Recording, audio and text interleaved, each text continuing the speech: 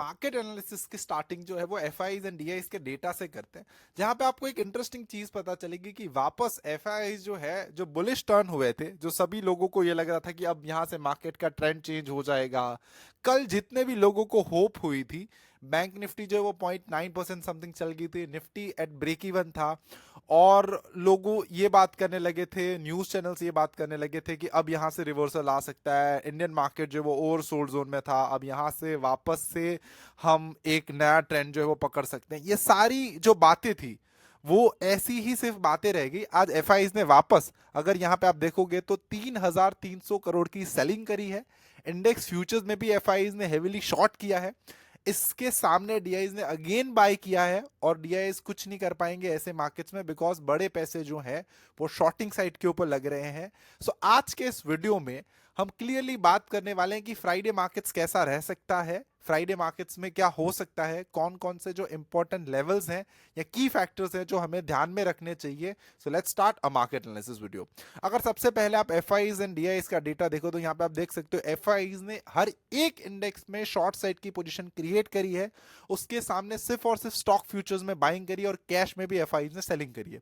इसके सामने अगेन आप देखोगे तो रिटेल ट्रेडर्स जो है वो कॉन्टेरियन व्यू लेके आते हैं, जहां पे एफ आईज जब भी शॉर्ट करते हैं रिटेल ट्रेडर्स बाय करते हैं, and that's why F eyes make money, because retail traders के दिमाग में हर बार उल्टी चीजें चलती है। हर बार उसे ये लगता है कि, बिकॉज पता है the problem with retail traders is वो हर बार एक अनएक्सपेक्टेड चीज जो है वो मार्केट से ग्रैब करना चाहता है।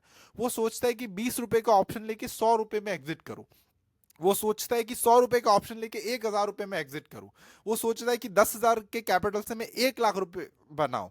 बट आप एक रियलिस्टिक व्यू से सोचो, एक एफ आई क्या सोचता है, एक एफ आई, एक डी आई, या एक let's say prop desk owner, या एक प्रॉफिटेबल या एक स्मार्ट ट्रेडर क्या सोचता है, वो ऑलवेज ये सोचता है कि मेरे पास जो रिटर्न, मेरे पास जो कैपिटल है, उसके ऊपर मैं कंसिस्टेंट वे से रिटर्न कैसे जनरेट करूं। वो रिटर्न कम से कम भी हो सकता है, इट इज ओके।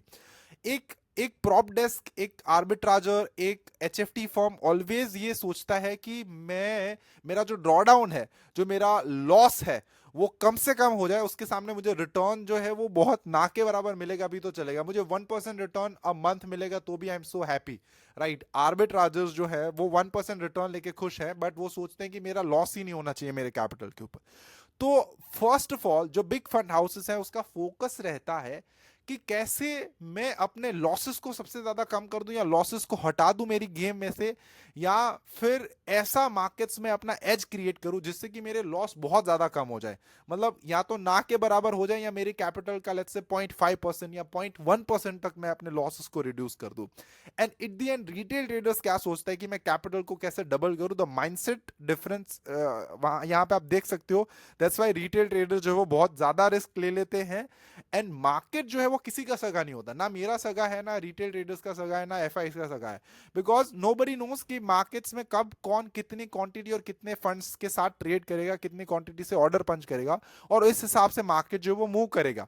तो बेसिकली मार्केट्स इज बहुत सारे लोगों के इमोशंस, बहुत सारे लोगों का फंड्स, एंड बहुत सारे लोगों का डिसीजन से जो है वो ये चार्ट बनता है, राइट। अब यहाँ पे रिटेल ट्रेडर्स हर बार ये सोचता है कि यहाँ से अब ये होगा, यहाँ से ये होगा। देखो market only and only 20 to 25% of the time जो है वो सिर्फ ट्रेंडिंग रहता है, rest of the time market जो है वो साइडवेज रहता है, बिकॉज एक ट्रेंड को क्रिएट करने में बहुत ज़्यादा फंड्स लगते हैं, बहुत ज़्यादा एक्सपर्टीज लगती है, तब जाके एक बहुत बड़ा ट्रेंड क्रिएट होता है। उसमें भी फंडामेंटली कुछ रीज़न होना चाहिए वो ट्रेंड को क्रिएट करने से पहले, तो ये आपको ज़रूर सोचना चाहिए। ऑलवेज रिटेल ट्रेडर्स ये गलती करते हैं कि वो बस एक ट्रेंड के पीछे पड़े रहते हैं कि हमें यहां से एक नेक्स्ट बहुत बड़ा 500-600 पॉइंट्स की रैली कैप्चर करनी है, जो कि इतना ज्यादा इजीली पॉसिबल नहीं है। अब हम एडवांस एंड डिक्लाइन रेशियो के ऊपर चलते हैं। यहां पे आप देख सकते हो आज के दिन अगर एडवांस एंड डिक्लाइन रेशियो देखो तो थोड़ा सा अच्छा है कंपेयर टू कल के दिन, और उसके पहले के दिन से भी एडवांस एंड डिक्लाइन रेशियो जो है वो अच्छा है। बट अब ऐसे में इसका मतलब ये नहीं कि कल मार्केट जो है पॉजिटिव रहेगा, हम उसके लेवल्स को डिस्कस करेंगे। देखो ओपन इंटरेस्ट का जो डेटा है वो आज मैच नहीं हो रहा है एडवांस एंड डिक्लाइन रेशियो से।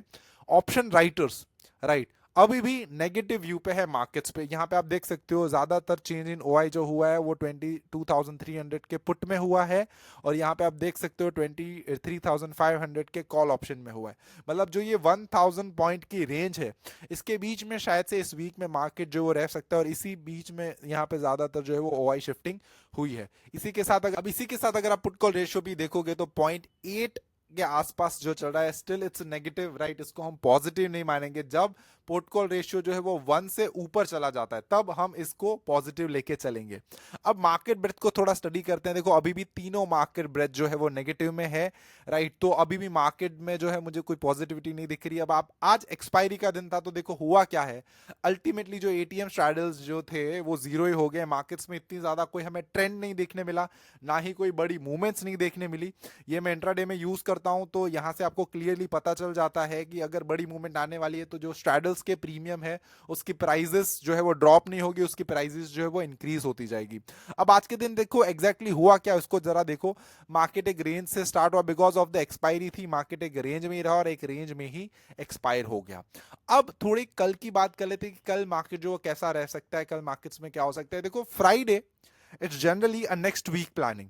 तो फ्राइडे क्या होता है कि मार्केट्स में बहुत बड़ी मूवमेंट्स आ सकती है, तो आपको फ्राइडे अवेयर रहना है।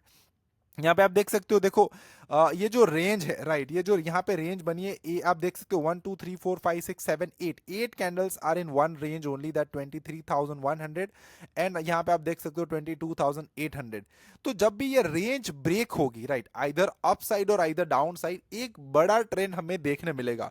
एंड जो मेजर ट्रेंड है, राइट, जहां पे सबसे ज्यादा पैसे लग रहे हैं वो नेगेटिव साइड के ऊपर है। तो I am highly bearish on the markets की जब भी ये लेवल ब्रेक होगा मार्केट जो है वो और ज्यादा गिर सकते हैं। मुझे शायद से ये लग रहा है कि कल के दिन अगर ये लेवल ब्रेक होगा तो मार्केट्स और ज्यादा नेगेटिव हो सकती है। अब आज के दिन भी आप देखोगे advance and decline ratio positive में है, बट बैंक निफ्टी 0.4% डाउन में है, और निफ्टी जो है वो अराउंड अराउंड एक ब्रेक वन के आसपास ही क्लोजिंग दी है। तो यहाँ पे हो क्या रहा है कि एफआईज धीरे धीरे धीरे धीरे जो है वो शॉर्टिंग कर रहे हैं। जैसे ही एक बड़ा दिन आएगा, एक बड़ी मूवमेंट देखने मिलेगी आपको यहाँ पे मार्केट्स में। तो स्टिल मेरा व्यू है मार्केट्स में नेगेटिव। जैसे ही ये लेवल ब्रेक होगा 22,700, मैं जो है वो मार्केट्स में अपनी पोजीशन जो है वो शॉर्ट क्रिएट करूंगा। इसी के साथ अगर आप बैंक निफ्टी की भी बात करो तो बैंक निफ्टी में 48,900 के लेवल्स ब्रेक करने पर मैं जो है वो बैंक निफ्टी को भी शॉर्ट करूंगा। तो ये बेसिकली मेरा व्यू था अबाउट द मार्केट्स। यहाँ पे आप देख सकते हो 1 2 3 5 एक रेंज बनी है, और जब भी एक रेंज बनती है और आपको क्लियर कट ऐसा लगता है कि यहां से मार्केट रिवर्स होगा, most probably in the case आप यहां पे फंसने वाले हो।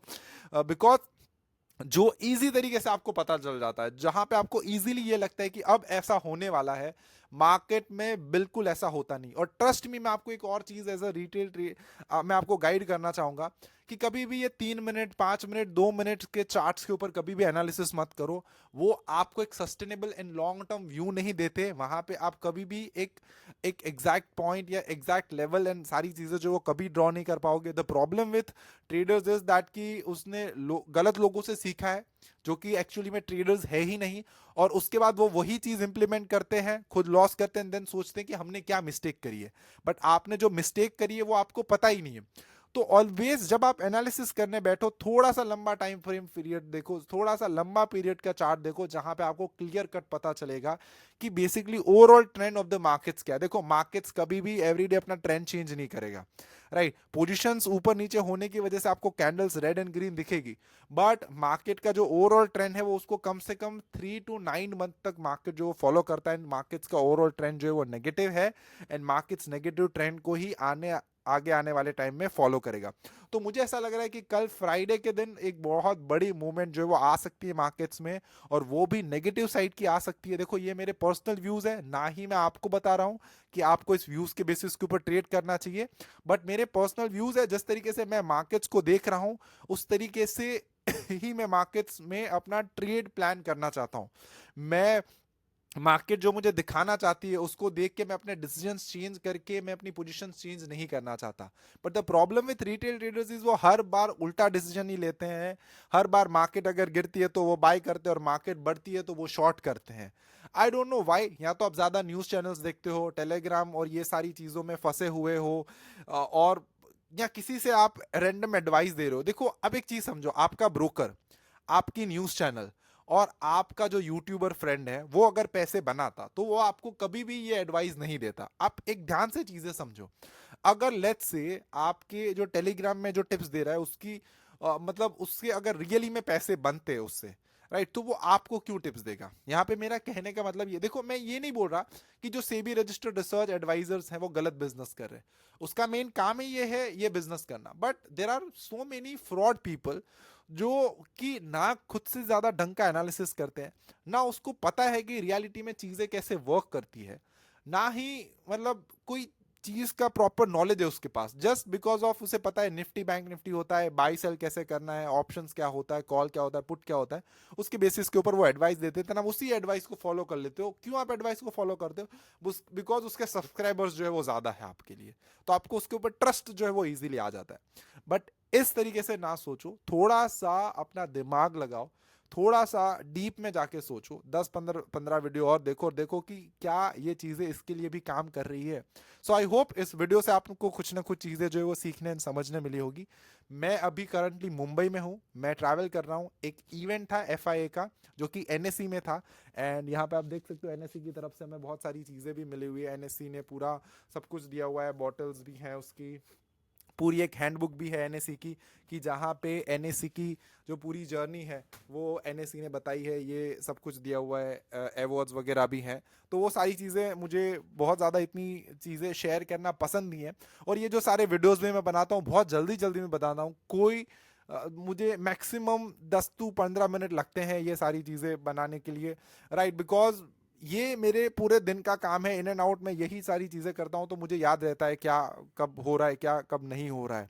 और इतनी सारी चीज़ें हम स्टॉक मार्केट में करते हैं, वो कभी मैं आपको फुर्सत से बताऊंगा या जब हम पर्सनल कभी मिलेंगे, राइट, तब मैं आपको सारी चीज़ें एक्सप्लेन करूंगा। Till then keep learning, keep earning and keep making money from the stock market. Have a good day, bye bye.